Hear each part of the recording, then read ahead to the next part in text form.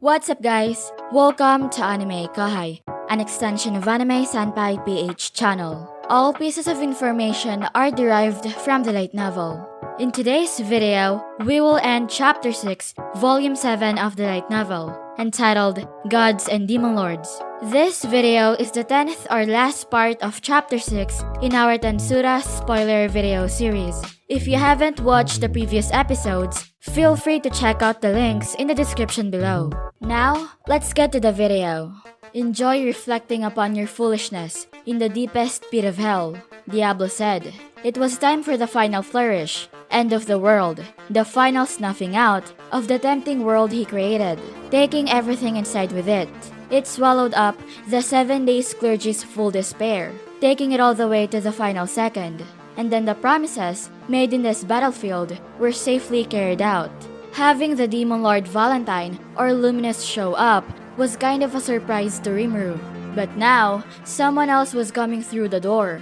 This was the so-called Valentine from Walpurgis, the stand-in for Luminous. The 3 clergy members here paled in his presence as they kept kneeling before Luminous. They had no interest in fighting any longer, trembling like lambs, waiting for their judgment.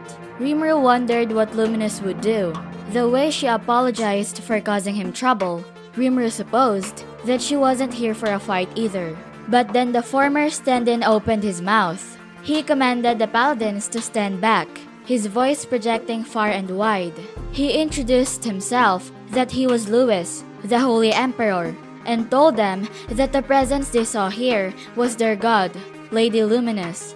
The paladins promptly fell to their knees. It reminded Rimuru of a certain retired lieutenant general, not that he said that to anyone. Instead, they decided to watch what would unfold, as confused as they all were about it. But Rimuru couldn't believe that a demon lord could serve as a god. He asked himself what kind of a joke that was.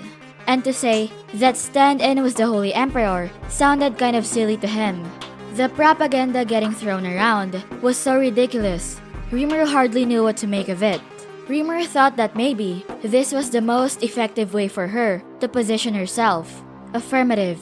It would allow you to create the most efficient environment for ruling over the species of humanity. Raphael responded. Rimuru agreed, but made himself clear to Raphael that he wasn't suggesting to copy that. He advised Raphael not to let him be misunderstood on that. Otherwise, Rimuru was scared of what Raphael might decide to try next. Hinata, Luminous said, as she approached her knight, still cradled in Rimuru's arms.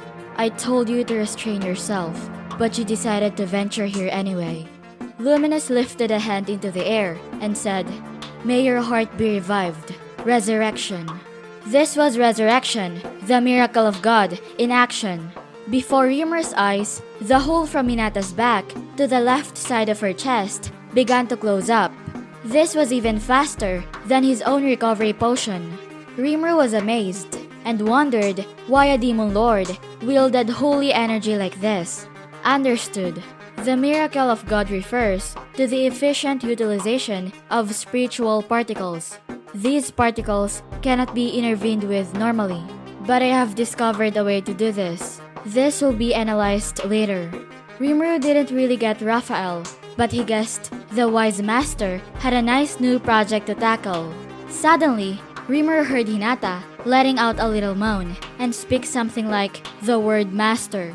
The joy Rimuru felt was indescribable when he saw that Hinata was back awake. Rimuru told Hinata to quit babbling and ask her what this master talk was. Rimuru couldn't help but needle Hinata a little. It was funny to him. None of her usual grimness. She looked almost innocent now. Hinata had been summoned to this world during her high school years, and now she had spent the past decade or so here. That put her at around. But before Rimuru could finish the thought, Hinata's eyes bored into him, just as icy as he remembered. Hinata asked Rimuru if he hadn't been thinking something rude just now. He responded no, not at all. Hinata said alright and asked Rimuru how long he planned to cling to her. Hinata made it sound so dirty, and Rimuru was just helping her this whole time too. But now didn't seem like the right time for Rimuru to complain about it, so he just decided to shut up and apologize. Sometimes, as you learned over time, losing was the best way to win. Rimuru told her to excuse him and said not that he had minded it particularly. Hinata jumped away from Rimuru. Then she looked down at her chest. There was a hole in her clothing, revealing the pale skin below. Rimuru said to himself that she had wanted to kill him with every fiber of her body now. Rimuru wondered if he had stepped on a landmine there. Hinata glowered at Rimuru and asked him if anyone had ever told him that he was completely tactless. Rimuru replied that she was the one staring daggers into him right now, and asked Hinata why she had to be so stubborn. Rimuru stressed that she never listened to people. Rimuru didn't mean to mouth off like that, and that was a mistake. Hinata's beauty turned into a mask of angry rage. He could hear Hinata give him an exasperated expression, but Hinata simply took a breath, bottling it up, and flashed Rimuru a smile which was scarier in a way. Hinata explained that she was just short-sighted sometimes. That's all. She told Rimuru that he was tactless, and she bet he'd had trouble getting dates his whole life. Hinata's words pierced straight through Rimuru's heart. It was a critical hit.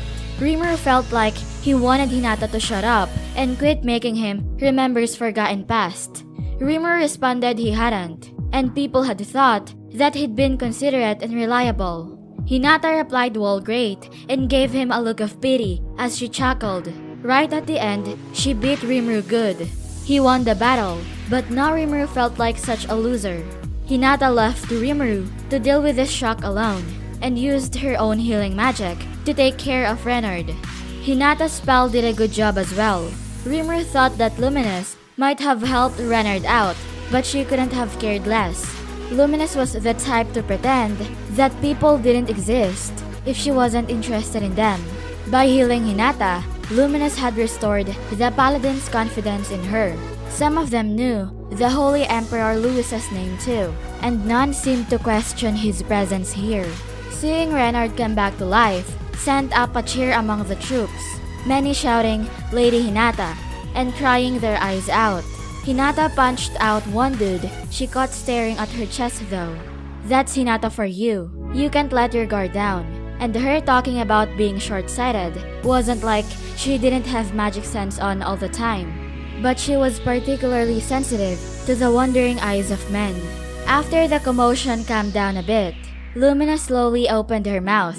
She asked the 7 Days clergy what excuse they intended to make for this. Rimuru and the rest all looked on, wondering how Luminous was going to handle this. Then Rimuru had another message from Diablo. Diablo reported that the job was complete and it was all according to plan. He sounded pretty happy with himself, and there were no more problems on his end. Rimuru said excellent and asked Diablo to report back here to him once things settled down. Diablo replied yes and said that he looked forward to it. Diablo closed the thought communication and went back to work.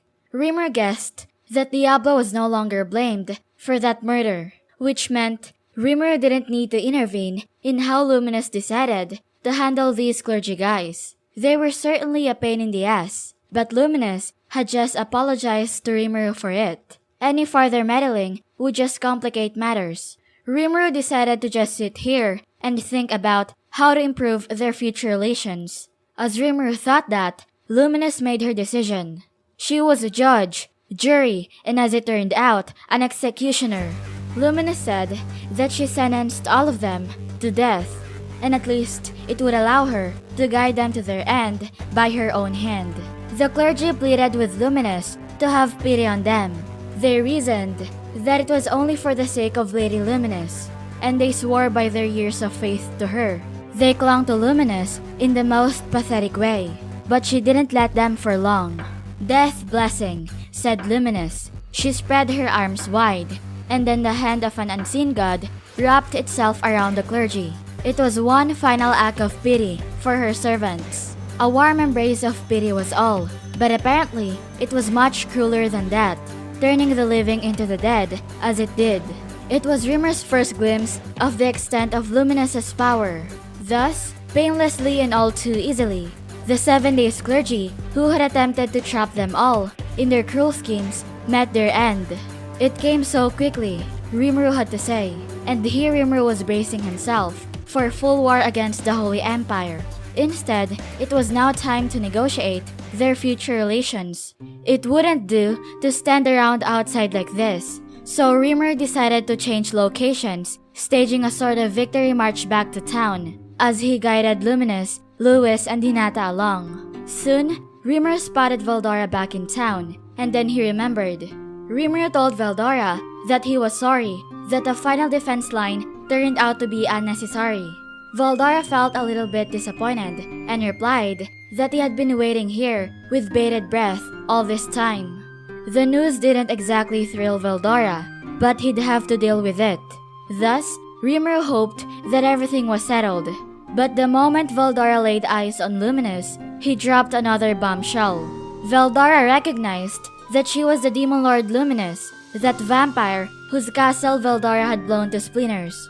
Veldora shouted at Luminous that he was glad he had remembered, otherwise it would be bothering him all day.